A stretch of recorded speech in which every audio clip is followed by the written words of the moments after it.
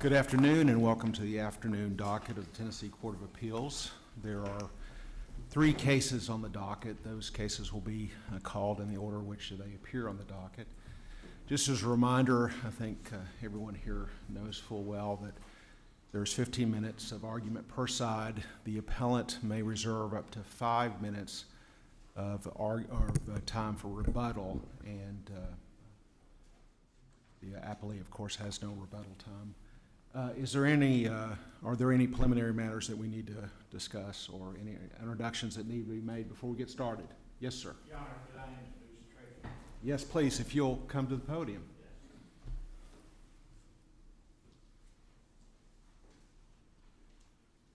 Thank you, Your Honor. He's a law student and working for our firm for now and hopefully later. Very good. Well, welcome to the Court of Appeals. Thank you, Your Honor. Glad to have you.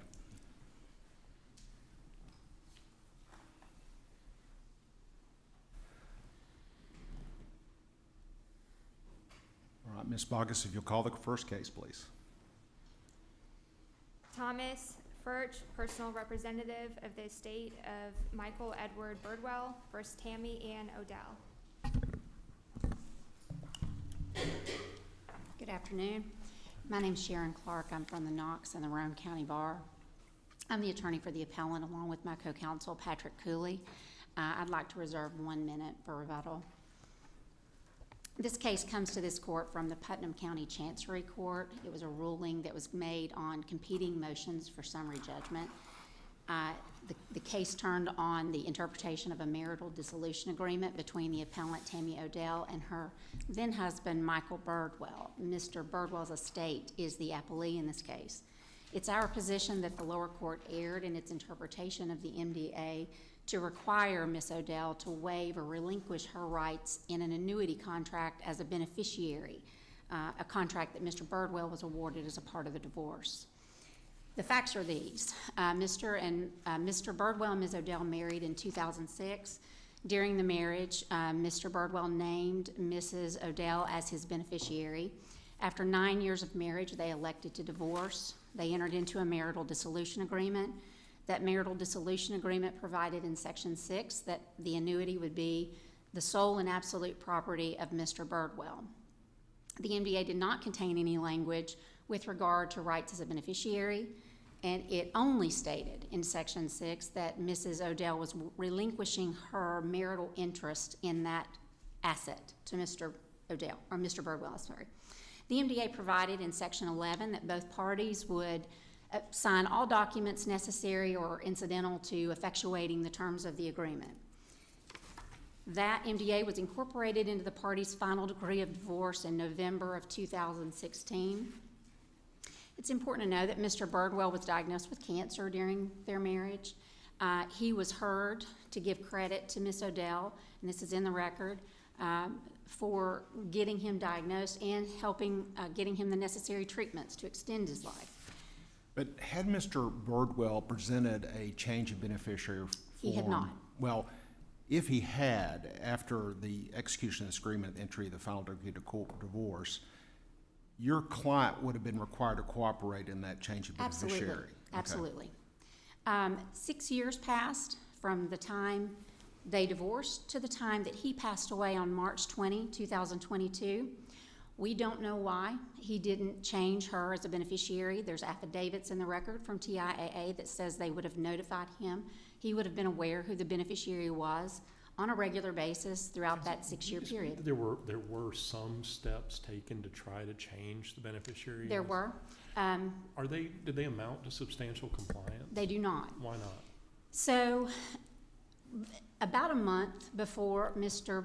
Birdwell passed away, he signed a power of attorney.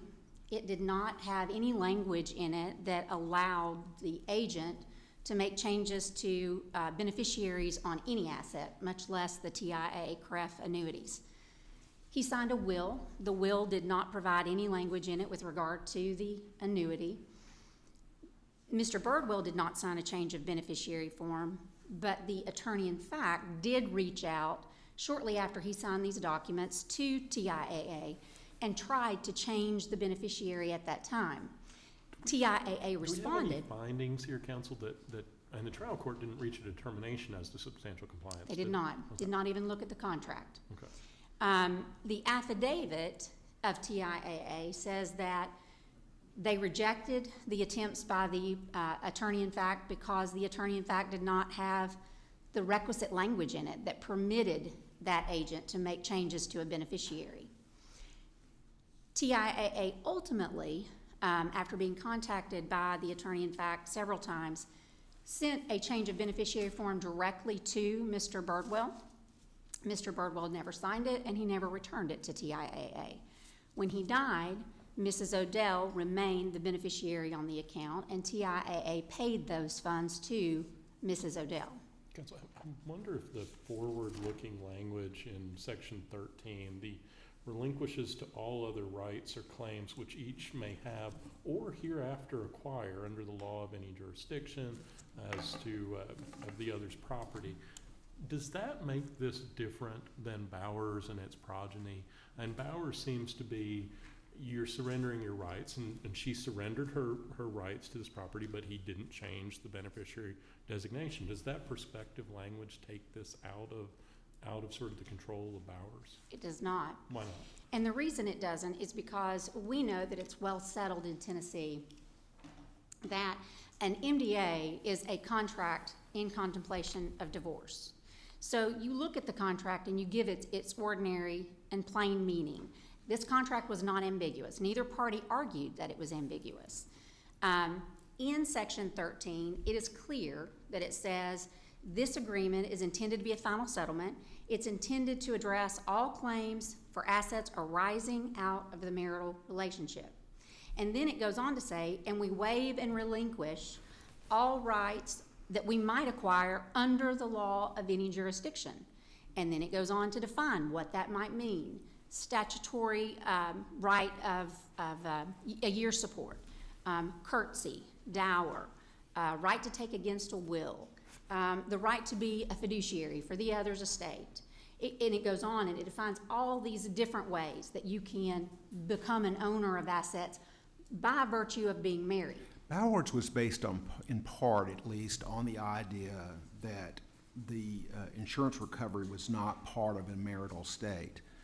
That's right. Isn't this clearly an asset that was part of the marital estate?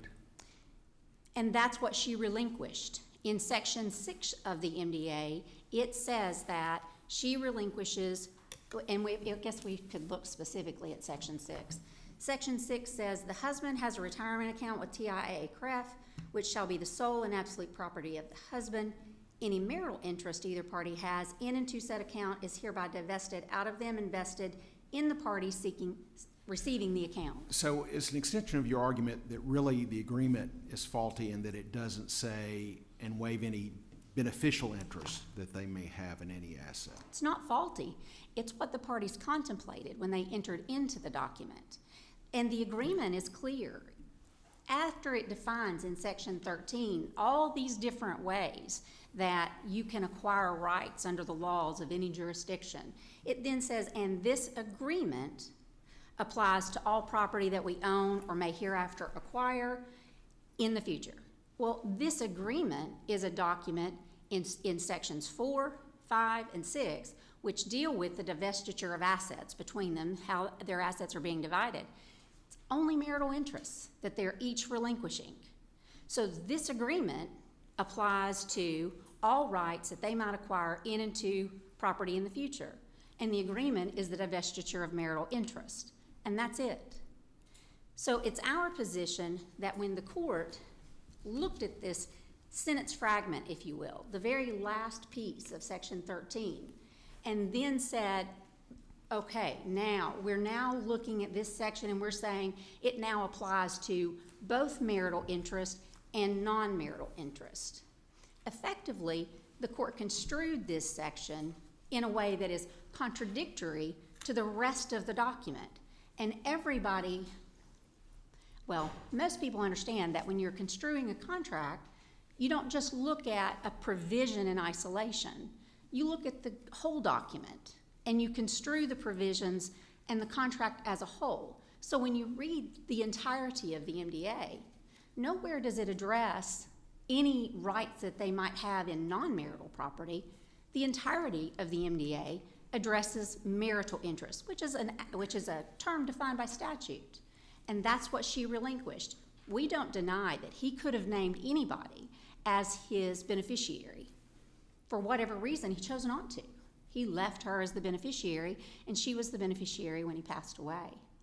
So it's our position that Section 13 does not apply and should have not been expanded to non-marital property, because that's the way the court got to when it interpreted the MDA to Section 11, which said because that language in 13 is so broad, then it invoked Section 11, which Section 11 said all parties will agree to sign all documents necessary to effect the terms of the agreement.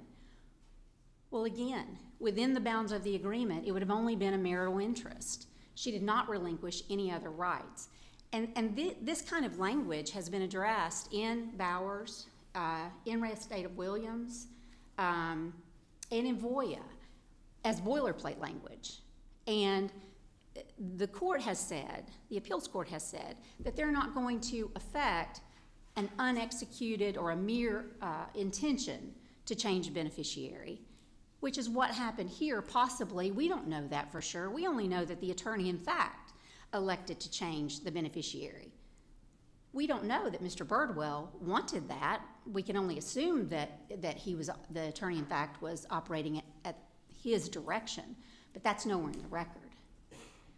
So for those reasons, it's our position on those findings that the lower court should be reversed. There's two more issues that I would want the court to look at. The next one is whether or not the lower court erred in determining that the MDA itself controlled who should be the beneficiary as opposed to the contract, the TIAA contract. Contrary to controlling law, the lower court held that the MDA controlled who would be the beneficiary. That's the upshot of that ruling. This court, in Voya Retirement and Annuity versus Johnson in 2017, held that a beneficiary designation in a retirement plan may only be changed as provided in the plan. And I think that's what you were getting at, was there substantial compliance?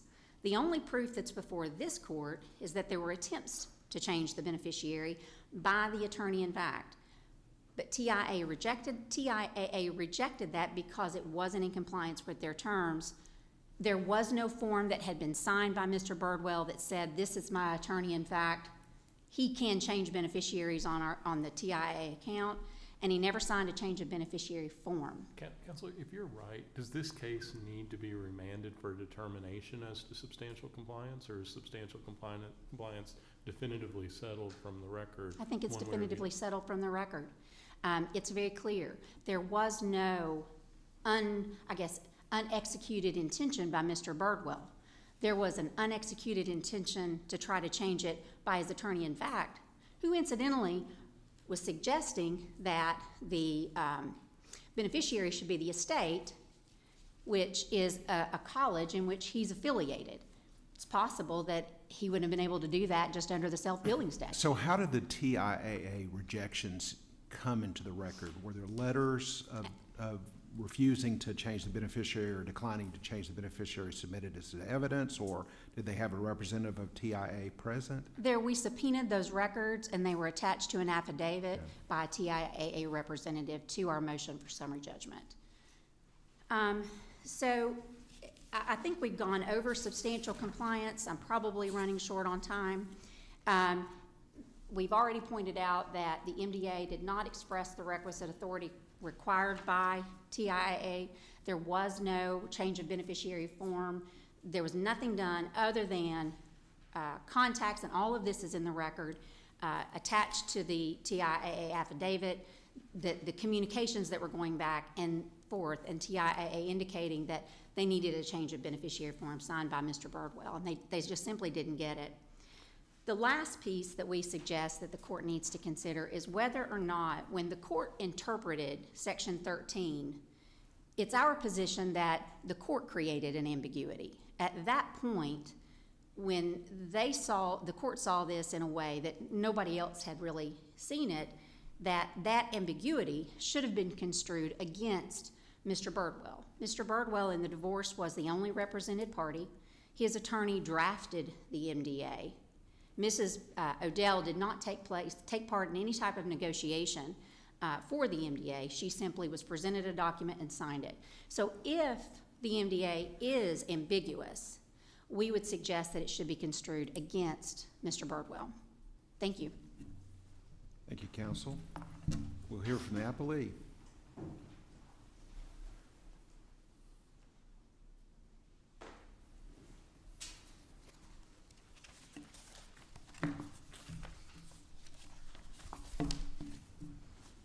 Good afternoon, Your Honors. I'm Mike Galligan from the Warren County Bar, and I represent the estate of Dr. Birdwell in this. Or he's not a doctor, he's Professor Birdwell, a history professor at Tennessee Tech. Let me correct one thing in the record. Actually, there is an affidavit in the record by the person who had the power of attorney for Professor Birdwell. And he states in there that Professor Birdwell was competent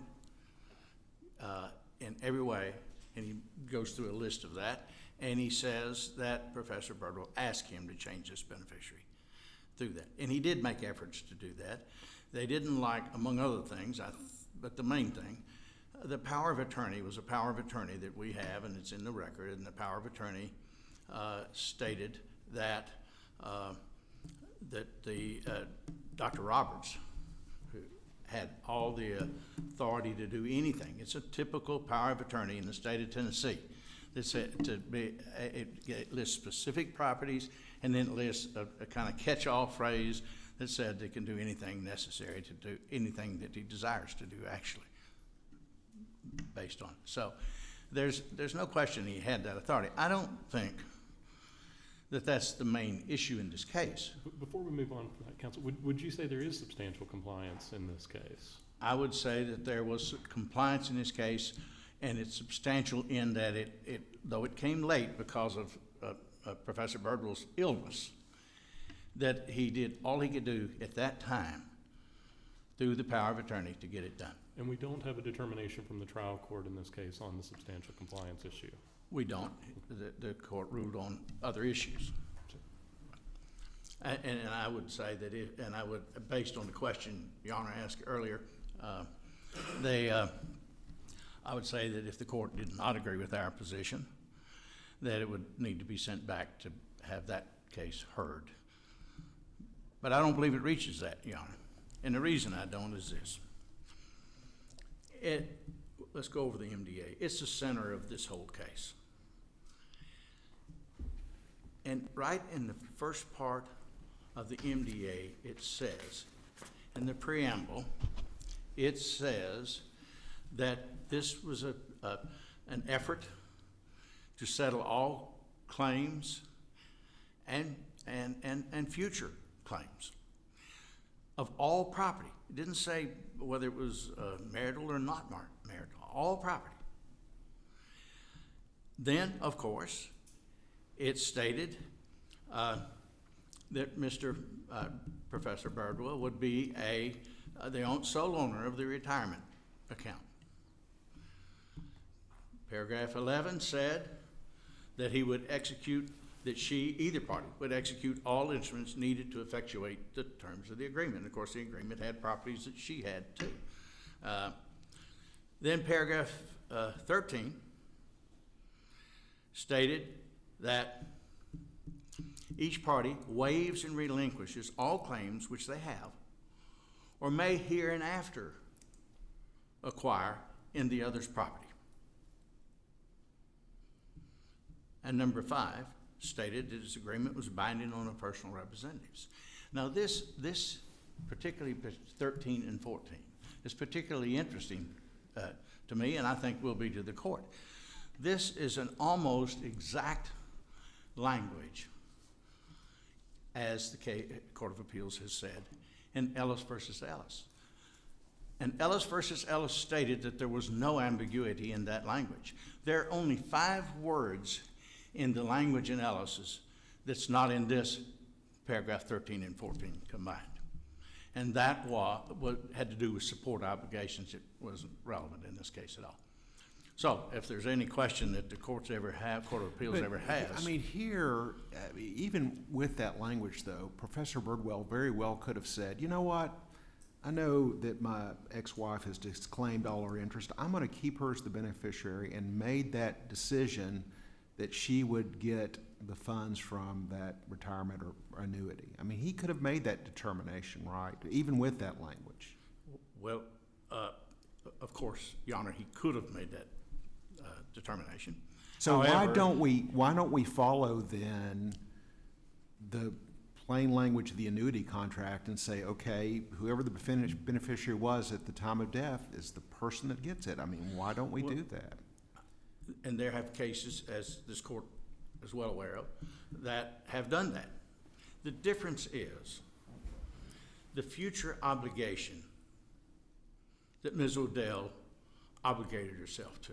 That is to sign and do any papers to effectuate it of any property that she would get of his in the future.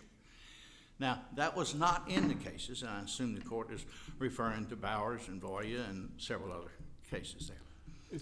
It does seem, Counsel, in taking a look at some of the case law that you both cited and impressive authorities for in support of your points, do we have two contradictory lines of cases that have developed in Tennessee when you look at one set of cases coming out of Bowers and another set of cases coming out of Bowers? Or can you reconcile those two lines together? How do you tie them together? Or are they just irreconcilable? They're not irreconcilable. Okay, how do we reconcile them? And though they appear at first to be, just as Your Honor suggested, however, the difference is all of the law of, as I understand it, that is the Bowers and its progeny, is protecting the rights of plan administrators, bankers, whatever else, to be able to decide who to give money to when it's time to do it, and not have to be the investigative arm of all of it to do it. So I think both cases can do that. And the way it is this contract didn't change the obligation of the plan administrator in this case, and they paid it on to Ms. Odell. I disagree with the plan administrator in not being more forthcoming and helpful in trying to transfer the beneficiary, change the beneficiary at the end. But TIAA is not a party to this litigation. They're not a party. And so it seems like to me if there was a problem with compliance, I mean, you're saying you think substantial compliance here, then why wouldn't TIAA be the appropriate party to pursue that claim rather than the ex-spouse? Maybe, Your Honor, because I'm just an old country lawyer. I don't want to complicate the issues. Right, I understand. And the issue I see that answers Judge Usman's question, and that is, how do you reconcile it? You can have a line of cases that say you can't hold the plan administrator liable if you don't change the beneficiary, no matter what the parties have agreed to. Just as if, as I think it's a Johnson case, it's a United States Supreme Court case that was cited in the footnotes, footnote 10, it said that this ruling, and this ruling would not necessarily apply if the parties contracted to do something, to give them, to either not keep the money or whatever else. It would not have an effect on them. It just has effects on where the plan administrator would place the money.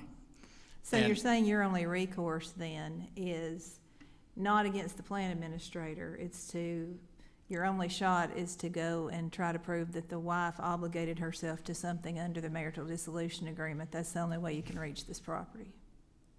Yes, Your Honor, and that's how you reconcile these cases.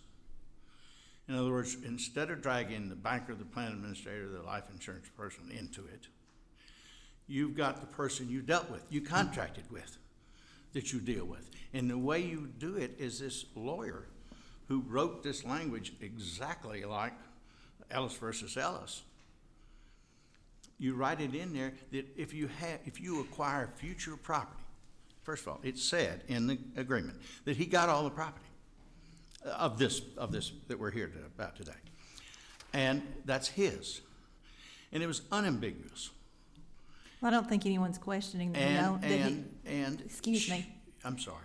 I don't think anyone is questioning that he had full and total ownership of that property, are they? I don't think so, but I say that to go on further. And to further say, she then said in paragraph 13 that she would sign any papers to anything in the future, that she would waive and relinquish any right to any property of the other in the future. That's the difference. That's the difference in all the cases that I read. With regard to that argument, it relinquishes to other all rights or claims which may have or hereafter acquire. Maybe the future-looking aspect of it makes a difference. But what about opposing counsel's point about acquire under the law of any jurisdiction of the other's property? And then you've got dower, statutory allowance, homestead rights. Aren't those all legal-based rights where I haven't been given something in my will, I haven't been given some, that's the source of it that we're talking about, or are we, is there some other way that this gets wrapped in? I mean, that looks like it's not necessarily talking about a beneficiary status. The language to me is all property. Then they'd give a list delineating some of it, but I don't think that's limiting it. Yeah, but divorces only deal with marital property, right? I mean, they make a determination of what property is separate and marital, but they don't then say, I mean, as I understand the argument Mrs. Birdwell argued here is that really this is not a marital interest that we're even talking about here. A beneficiary interest under this annuity contract is not a marital interest. Well, the retirement, as I recall, and I may be not answering it right, so as I recall, there's a statute, 34-something, that says retirement accounts are marital property, first place. Now, the distinction is, I think, is that we would say here is that, well, the beneficiary part is not right. It becomes something it's different something upon different. death, right? But if Mr. Cantrell and I reached an agreement, and if we were married, if we want to make a contract for all property, regardless, just to make it clear, it would seem we could do that. And that's what happened here. Apparently, the lawyer who drew this up, having read the Ellis case and the Lunsford case and others, included language that he thought would cover everything, just in case somebody didn't change a beneficiary. And what I think would be good for this court to do, not just for my client, I prefer it for my client, but what I would prefer I think this court can do is that you can keep judging these as they come up between the parties and still exclude the plan administrators and stuff out of the picture. In other words, he didn't do the beneficiary, so change it, so it went to her. But she has an obligation under this contract to take any other property of his, which the court has said is his. And now it's not just some right of a beneficiary unvested. It's in her bank account. Therefore, it is an actual property, which she said she would relinquish in paragraph 13. So your comment about doing something for, in this case, but also for future case, reminds me that under the Uniform Probate Act, there's actually a provision that would deal with this sort of circumstance. They say revoked upon divorce, not just will bequests, but all sorts of other types of ownership transfers that happen outside of the probate court. So insurance policies, other things, for instance, which would cover this. But Tennessee hasn't adopted that. So wouldn't we read into that maybe that suggests that we should find for Mrs. Birdwell in this case? Or we find the legislation they didn't make? Right. The fact that they have not adopted the Uniform Act suggests that perhaps the legislature is very happy with the way that the courts are dealing with this circumstance and saying, look, if you don't change the beneficiary, you know, you're just out of luck. Your Honor, that doesn't answer the question of what her obligation is in this contract. And maybe I would also say Tennessee's a work in progress. So I think in this case that the MDA controls, it's unambiguous, and it left a future obligation on Ms. Odell. I think I've got 36 seconds. Thank you. All right, thank you. All right, we'll hear from the appellant. You've got 1 minute for rebuttal. Thank you, Your Honor. I'll just simply address that substantial compliance provision. All the cases, the court has actually sort of defined what substantial compliance is. If we look at the Sun Life Assurance versus Hicks case, I think it was in the early 90s, citing to Bowers, all of the cases that they determined were substantial compliance, where the beneficiary had not been changed, was where the policyholder or plan participant had actually signed the forms necessary, but the company had not yet acted on those forms to effectuate it. So I think that's an important point. You asked that question, I wanted to try to address it. And you had mentioned, I believe you asked the question with regard to the irreconcilability between the two lines of cases. I think they're very reconcilable. Tennessee is a substantial compliance state, and I think that's, you can see that throughout the case line. The cases that have been cited by the appellant, or the appellee, I'm sorry, are cases that have very clear language in them about the retirement account to address and to make Okay, their... your time is up. If I you'll just wrap apologize. up Thank quickly, you. please. I just wanted to point out that in those cases, if we look at the narrow exceptions that have been carved out to Bowers, in those cases, the person who was waiving their right as the beneficiary specifically said, I'm waiving my right to be the beneficiary on that retirement annuity. And that's why they're reconcilable. Thank you. Thank you. All right, thanks, counsel, for both sides. The case is submitted.